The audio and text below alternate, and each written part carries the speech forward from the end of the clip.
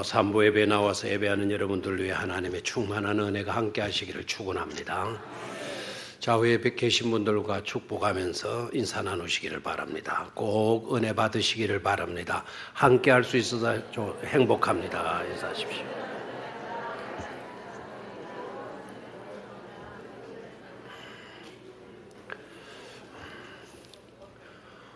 요즘 현대인들의 주된 관심은 전원주택에 있는 것 같아요. 교회도 도해지의 고딕 건물로 있는 그런 교회당보다는 산 좋고 물 좋고 공기 좋고 한 그런 교회, 전원적인 교회당을 짓고 전원적인 교회를 했으면 좋겠다, 이렇게 이제 생각하는 분들도 많이 있어요. 여러분 어떻습니까? 도해지에서 살고 싶습니까? 아니면 산 좋고 물 좋고 공기 좋은 평화로운 시골에 가서 살고 싶습니까? 대답. 자, 아무래도 손을 들게 하는 게 좋을 것 같아요. 아마 이럴 거예요. 25세 이하는요, 통계적으로 도해지에서 살고 싶다. 그래도 도시다. 그리고 26세에서 45세의 연령층에 있는 사람들은 둘 다 좋다.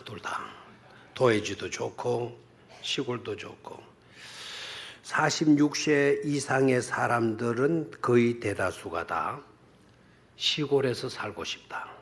전원적인 곳에서 살고 싶다. 통계적으로 그렇게 나와요. 그러니까 오늘 대답을 제대로 안 했다 하더라도 내가 25세 이하인지 아니면 중년 이후의 사람인지를 가늠해 볼 수도 있겠습니다. 사실 평화롭고 공기 좋고 물 좋고 그런 곳에 가서 살게 되면 얼마나 좋아요. 건강을 잃어버리고 시골에 가서 자연 속에 들어가서 사는 분들 가운데 건강을 회복한 사람도 많이 있어. 그러게 보면 도해지보다는 훨씬 전원적인 곳에 가서 생활하는 게 훨씬 낫다 여겨집니다. 그러나 전 연령층에 있어서 광야를 선뜻 좋아할 사람은 없을 거예요. 광야. 나는 광야에 가서 살고 싶어. 아무것도 없는 그런 곳에 가서 나는 살고 싶어. 만약에 이럴 사람이 있다고 한다면 아마 울산에도 좋은 정신과 병원이 있는지 모르겠는데 속히 한번 가보시는 것도 좋으리라 생각을 해요. 광야를 선뜻 좋아할 사람은 없습니다. 왜인가 하니까 광야란 살만한 곳이 아니기 때문에 그렇죠. 그런데도 불구하고 우리의 삶은 광야로 향해야만 하는 그런 경우들이 없지 않다라는 거예요. 본의 아니게 나는 원하지 않았지만 누군가에 의해서 자꾸 등 떠밀려줘서 광야로 나갈 수밖에 없는 그런 때도 우리에게는 있다라는 거예요. 여러분, 광야의 문제를 단순히 생각하면 안 됩니다. 광야는 어떻게 보면 심각한 문제입니다.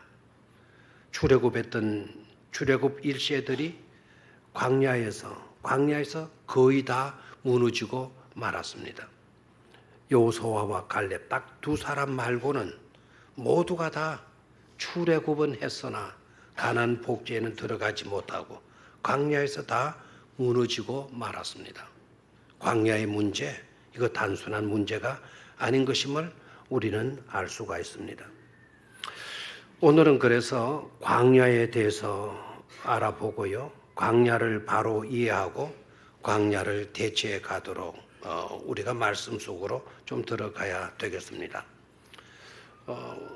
지난 주일에 착각이라고 하는 설교를 했었는데 이만하면 됐는데 왜 그러냐, 그 부자가 착각한 내용의 설교를 했더니 지난 주간 내내 착각할 일들이 얼마나 많이 일어나는지 몰라요. 얼마나 착각에 헤매 있는지 모릅니다. 모처럼 오랜만에 시골 고향을 갔어요. 우리 권사회 그리고 성서대학 청지기 소풍을 저희 고향 쪽으로 가는데 얼마나 고향에 가서 헤매는지 몰라요. 길을 잘못 들어가지고 합천으로 빠졌다가 저 야로면으로 빠졌다가 전혀 꼴이 말이 아니었습니다. 시골집으로 가야 되는데 우리 버스는 잘 찾아가지고 가는데 저만 헤매이고 다녔어요. 착각 속에 헤매있고요.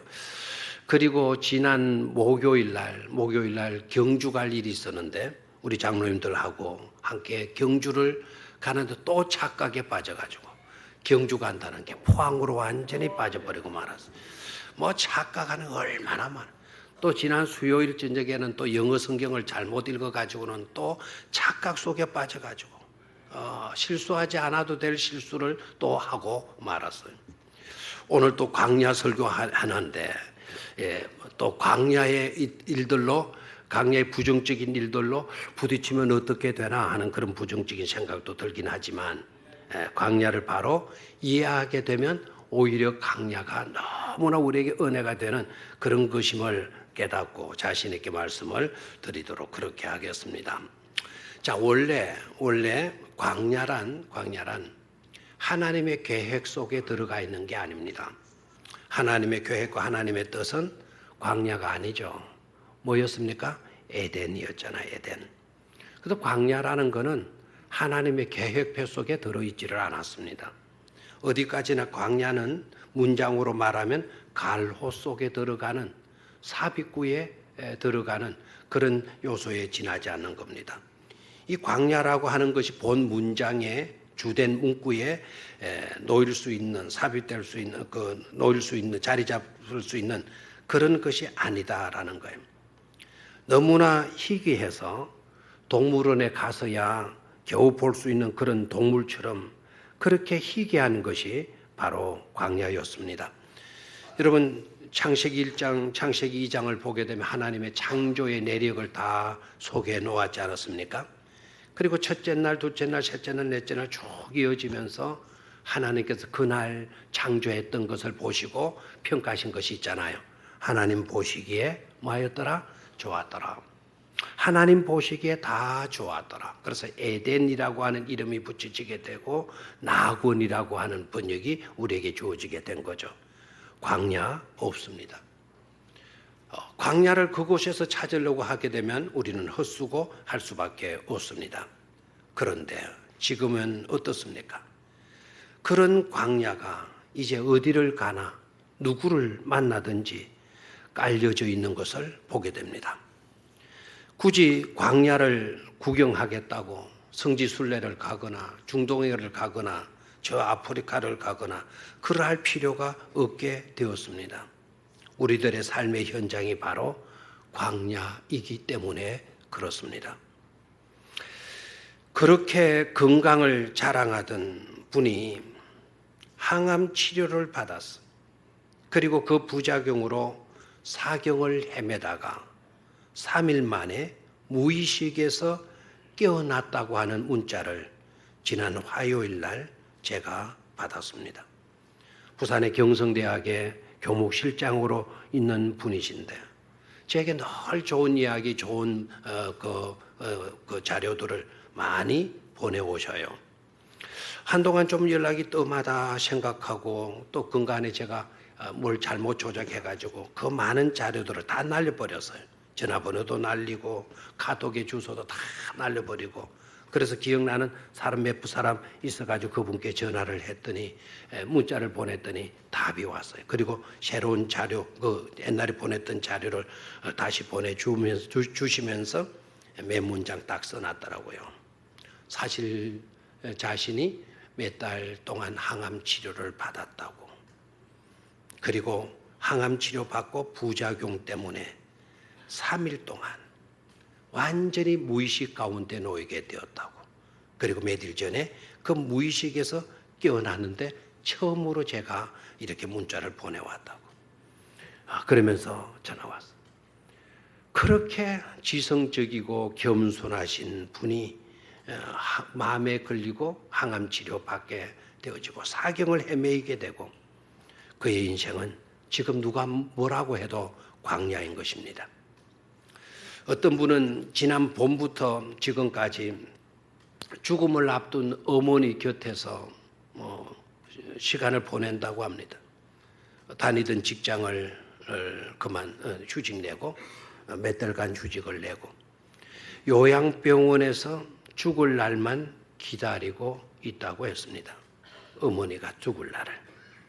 그 어머니에게도 광야이지만 다니던 직장을 휴직 내고 그 어머니를 그 요양병원에서 돌보는 그분도 광야의 삶에 놓인 것이죠. 많은 돈벌이로 내놓으라 하면서 큰 소리 치던 사업가가 그렇게 잘 돌아가던 사업가가 다른 회사는 다 무너진다 하더라도 자기 회사는 괜찮을 것이라고 이렇게 자신만만하던 사업가가 한순간에 불황으로 파산 신고를 하고 빈털터리가 되어서 노숙자 신세가 되고 말았다는 이야기들. 그 사장에게도 광야가 찾아온 것 아니겠습니까? 어디 이들뿐이겠습니까? 우리 주변에도 그런 광야가 너무도 많습니다. 버려진 땅도 많고 버려진 사람도 있고 버려진 물건들도 얼마나 많은지 모릅니다. 괴로움과 고통이 만연해 있습니다. 가면 좋아지겠지가 아니고 가면 갈수록 살면 살수록 자꾸 힘들어진다고 한탄들 하고 있지 않습니까? 어느 분은 건강검진 정기적으로 받아야 한다고 말을 듣고는 처음으로 검진을 받았다요.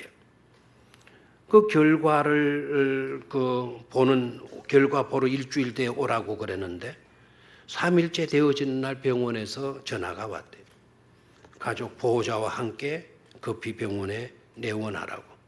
그래서 갔더니 심각한 암이 발견이 되어졌으니 바로 병원에 입원해야 된다고. 그래서 병원 복도로 투덜투덜 걸어서 갈 수밖에 없는 그 병실로 들어갑니다. 어쩔 수 없이 홀로 광야로 들어갈 수밖에 없게 되어집니다. 이게 오늘 우리들이 살고 있는 삶의 현장의 모습입니다. 어디를 가도 예대는 없고 왜 이런 광야불이란 말입니까? 도대체 그 이유가 어디에 있는 것이란 말입니까? 세상은 거기에 대해서 해답을 주지 못합니다. 성경에서만 우리에게 해답을 주고 있는데 성경은 딱 한마디로 이렇게 대답을 주고 있습니다. 마귀의 깸에 넘어졌기 때문이라고. 왜 우리의 삶의 현장이 에덴이 아니라 광야가 되어졌느냐고. 거기에 대한 해답은 한마디. 마귀의 깸에 우리 인간이 뭐 해버렸다고? 넘어졌기 때문이라고. 이렇게 말씀을 합니다. 하나님의 설계도를 찢어버리고 마귀의 설계도에 쏘가서 마귀의 설계대로 살았기 때문이라고 성경은 지적해 주고 있습니다. 여기서 우리는 성경이 밝히고 있는 중요한 한 사건을 놓치지 말아야 합니다. 자, 광야, 마귀의 깸에 넘어져서 우리의 삶의 현장은 광야가 되어져 버렸는데 그러면 어떡하냐 말입니다. 여기서 성경이 밝히고 있는 중요한 한 사건에 우리의 시선을 모아야 합니다. 그것이 바로 오늘 읽었던 우리 본문 말씀이고요. 오늘 누가복음 4장을 읽었습니다마는 마태복음 4장 1절이 좀 더 구체적으로 표현이 되어져 있으니까 마태복음 4장 1절을 한번 같이 읽어보도록 하겠습니다. 이 구절이 굉장히 중요한 구절이 아닐 수가 없습니다. 마태복음 4장 1절 우리 화면에 뜰 거니까 화면에서 보도록 하겠습니다. 시작.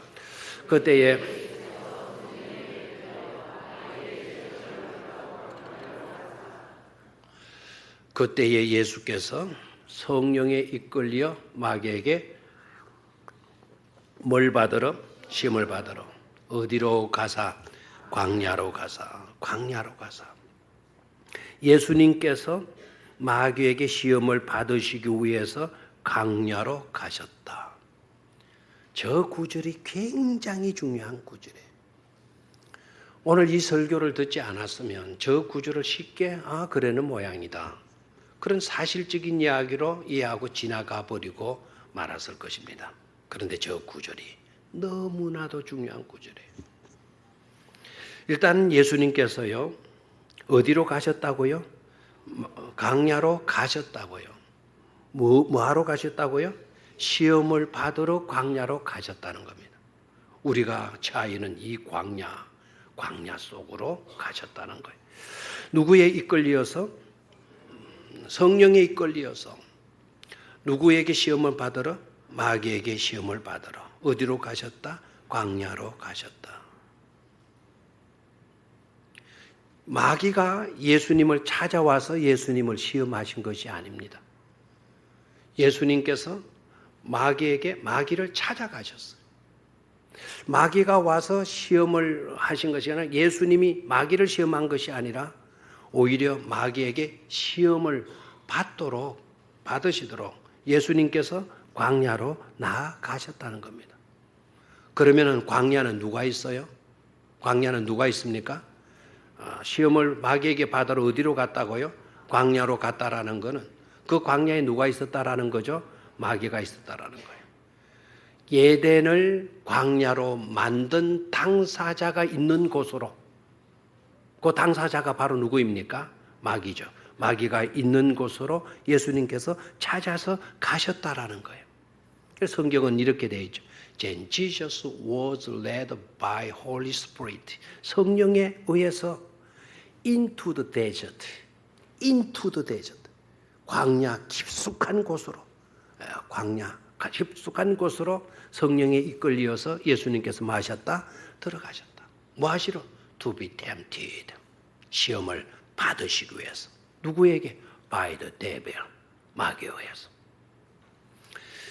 여기에서 우리가 주의를 해야 될 것이 있습니다. 그건 바로 뭔가 하니까 성령에 이끌려 마귀에게 시험을 받으러 광야에 가셨다라는 말씀에서 오해를 하지 말아야 될 것은 성령이 이끌려다라는 말은 등 떠밀어라는 뜻도 있어요. 땡기다라는 말도 있지만 잘 안 땡기질 때는 어떻게 해요? 또 다른 사람은 뒤에 가서 등을 떠밀잖아요. 여러분 돼지를 끌고 가려면 참 고생 많아요. 돼지 주둥이를 묶어야 돼요. 그리고 앞에서 끌어요. 그러면 끌면은 돼지가 또 뒤로 더 발버둥 치잖아요. 그러면 또 어때요? 뒤에 있는 사람은 돼지 꼬리를 잡아가지고 버떡 떨고 이제 이렇게 해야 돼지를 끌고 갈 수가 있지 않습니까?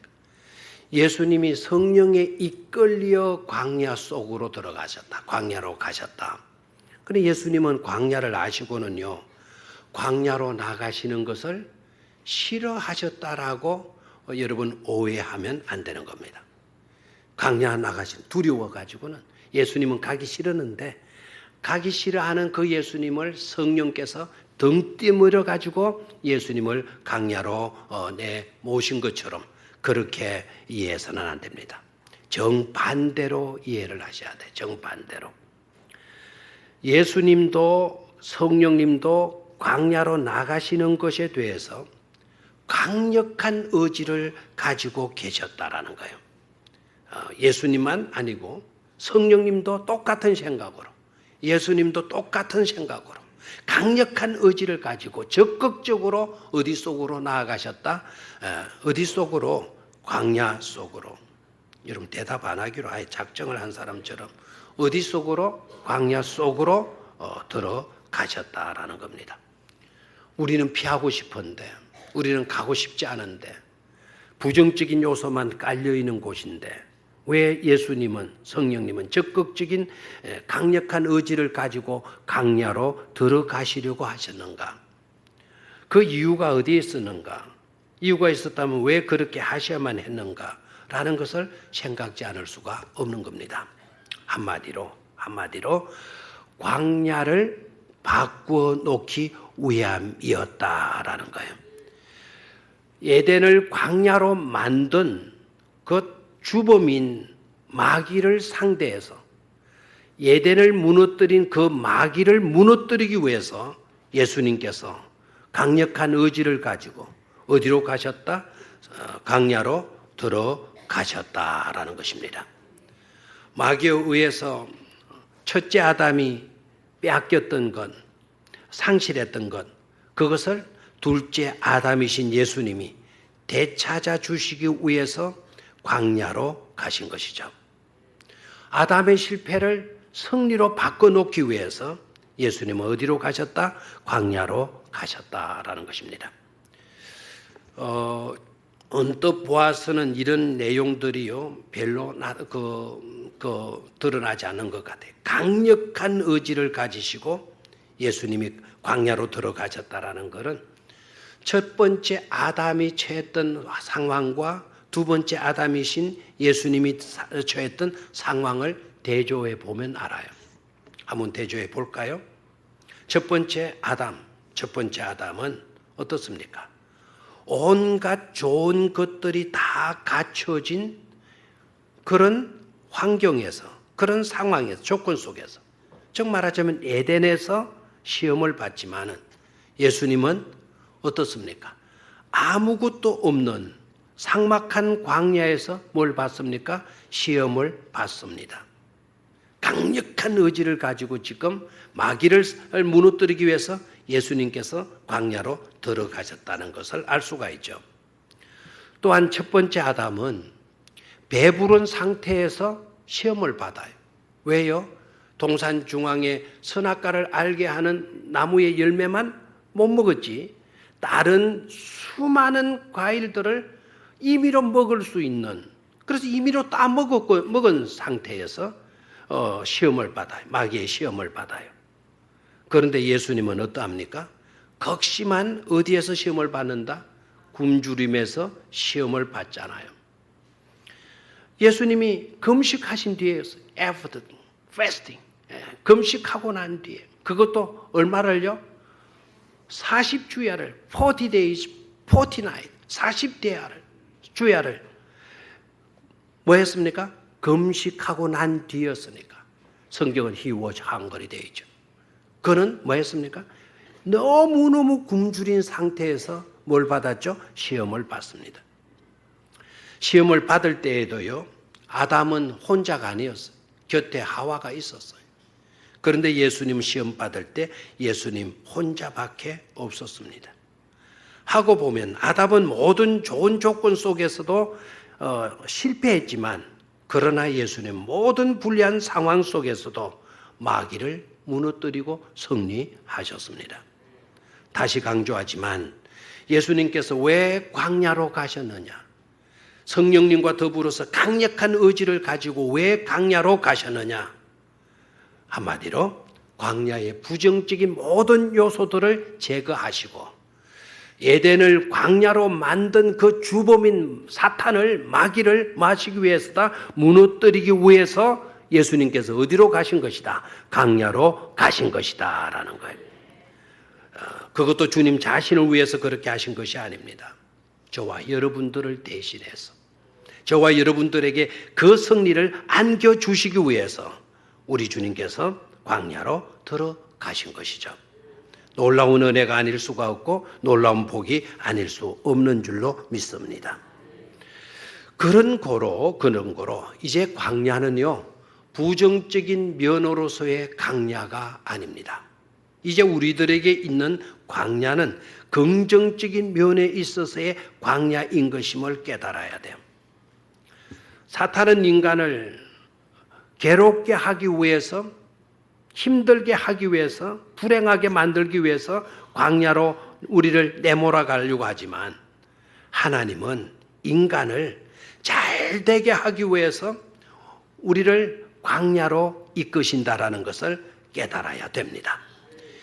부정적인 광야에 대한 개념을 가지고 아이고 광야로 들어가면 어떡해? 나 망했네. 나 정말 하나님이 나를 버리신 것 아니야? 나 정말 골치 아프게 됐네. 이거 힘들어서 어떻게 하지? 여러분 불안하고 떨 이유가 없어요. 하나님은 여러분들을 광야로 몰아내셨다고 해도 잘 되게 하기 위해서 여러분들을 광야로 이끄신다라는 것을 깨달아야 될 것입니다. 하나님은 여러분들을 광야로 몰아내고 혹시 여러분들을 그런 어려운 상황으로 이렇게 이끄셨다고 한다면 목적이 있는 거예요. 어떤 목적을 가지고 있는 거 아닐까? 훈련시켜서 놀라운 스펙을 쌓게 하셔서 더 귀하게 쓰시려고, 더 잘되게 하시려고 하는 그런 목적을 누가 가지고 계십니까? 하나님이 가지고 계신 것을 깨달아야 돼요. 어떤 스펙을 쌓으려고 하신 것입니까? 하나님만을 의지하는 법을 터득하게 하도록 하는 그런 거예요. 그래서 광야 학교를 제대로 졸업하게 되면 하나님을 잘 의지하게 되는 줄로 믿습니다. 그런 자격을 소유하게 되어지는 것이죠. 뿐만 아니라 그런 스펙을 쌓게 되면은 하나님은 들어서 귀하게 쓰셔요. 하나님께서 들어서 귀하게 쓰셨던 사람들을 보세요. 광야에서 철저히 하나님을 의지하는 스펙을 터득한 사람이지 않았습니까? 그런 사람들에게 복지를 주셨고 그런 사람들을 하나님께서 쓰셨어요. 모세의 인생, 모세 여러분 아시죠? 모세의 인생 어떠합니까? 3분의 2가 광야의 삶이었지 않았습니까? 모세는 120살을 살아요. 그러면은 3등분을 하게 되면 몇 년으로 나누게 되죠? 40년의 인생으로. 첫 번째 40년의 인생은 바로의 공주의 궁궐에서 살아요. 바로의 궁궐에서 살아요. 얼마나 잘 나가는지 몰라요. 두 번째 모세의 삶은 광야에서 목동으로 40년을 살아요. 힘든 광야였어요. 그리고 나머지 40년의 삶은 이스라엘 백성들을 애굽에서 이끌어내서 그 백성들을 인도하는 데에 40년을 보내게 돼요. 하고 보면 모세의 인생은 3분의 2가 뭐라고요? 광야의 삶이었다라는 거예요. 여러분 아시죠? 모세가 위대한 지도자로 세움을 입게 되어진 것은 바로의 궁궐에 있을 때가 아니었습니다. 잘 나갈 때가 아니었습니다. 세상적인 화려한 스펙을 갖추고 있을 때가 아니었습니다. 오히려 광야 학교, 그 광야 학교에서 철저하게 하나님을 의지하는 법을 터득하고 난 뒤에 하나님은 모세를 부르셨고 그를 귀하게 사용하신 것을 우리는 알아야 될 줄로 믿습니다. 하나님께서는 출애굽한 이스라엘 백성들에게도 가나안 땅을 주시겠다고 약속하지만 젖과 꿀이 흐르는 복된 땅을 너에게 주시겠다고 약속하셨지만은 그냥 가나안 땅을 그냥 주시는 것이 아니었습니다.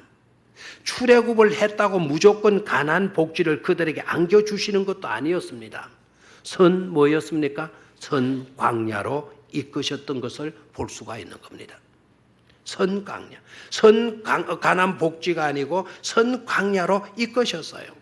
그곳에서 스펙을 쌓게 하고 그리고 난 뒤에 가나안 복지로 들어가게 만들어 주신 것이죠.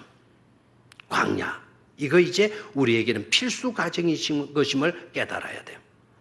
세상에 빛이 되고 희망이 된 분들 다 대다수는 광야를 통과한 사람들이었어요. 또 세상에서 그런 대로 정말 복을 받아서 잘 된 사람들을 보게 되어도 그 사람들도 다 광야를 통과한 사람들인 것을 알 수가 있습니다. 그렇기 때문에 오늘 우리들이 처하여 있는 광야에 문제가 있다 하더라도 절대로 여러분 낙심하지 마시기를 바랍니다. 이것을 내가 선택 잘못해서 이렇게 되어진 것이다 라고도 생각하지 마십시오. 하나님은 나에게 더 좋은 복지로 나아갈 수 있도록 스펙을 쌓게 하시기 위해서 나로 하여금 걷게 만든 필수 코스였다. 그리고 내가 이 스펙을 잘 터득하게 갖추게 되어지면 하나님은 나를 들어서 더욱더 귀하게 써 주실 것이다 라고 하는 그런 돈독한 믿음을 가질 수 있기를 축원합니다. 광야의 긍정적인 의미가 바로 그러하기 때문에 그렇습니다.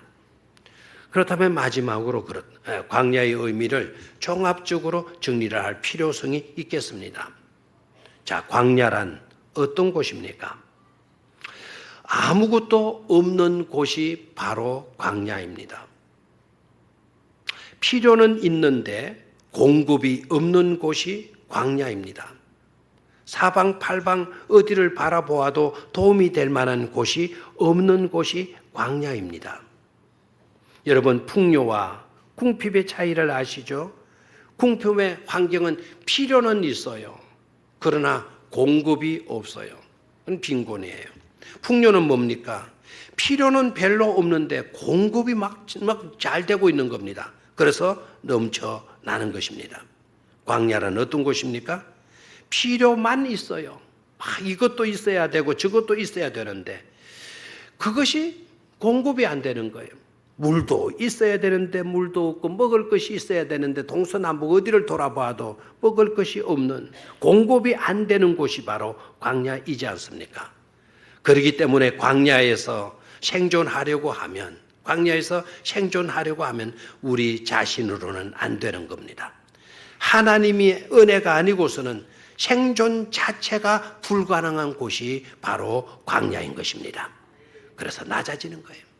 그래서 하나님은 낮추시는 거예요. 광야에 나가면 권세 있어도 소용없습니다. 건강해도 소용없습니다. 황금덩이를 짊어지고 있다고 해도 광야에서는 소용이 없습니다. 하나님께서는 낮추시는 거예요.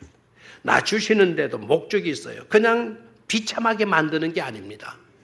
낮추신 후에는 하나님께서 반드시 큰 은혜와 복을 베풀어 주시기 위해서 낮추시는 거예요. 그냥 복 주시면 안 돼요. 여러분, 그냥 복 받으면 난리 납니다. 오히려 그 복 받은 것 때문에 망하게 되는 겁니다. 내가 잘나서 복을 받은 것처럼 교만에 빠지게 돼요.